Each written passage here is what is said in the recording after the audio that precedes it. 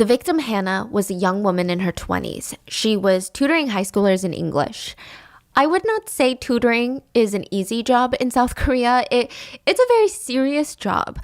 Parents are picky, over-involved, very diligent in picking the absolute perfect tutor for their perfect children whom they believe are entitled to be the next Einsteins.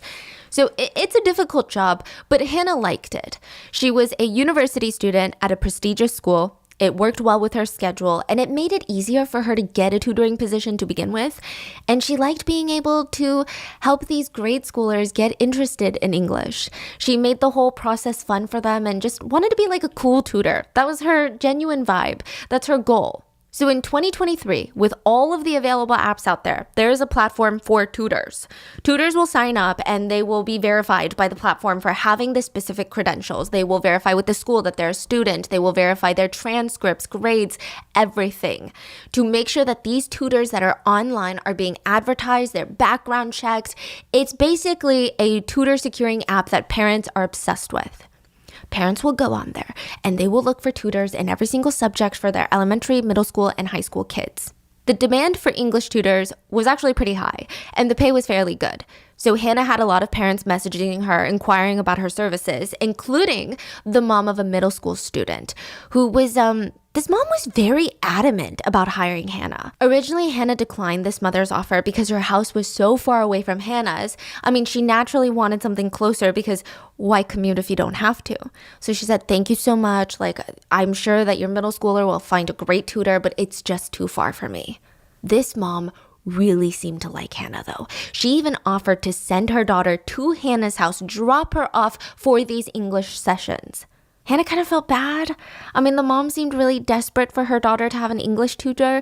Maybe she had an exam coming up. Maybe she was the only tutor that seemed to fit the mom's profile. It was strange, but she found it hard to say no. Besides, she really did like tutoring. She really did like helping students.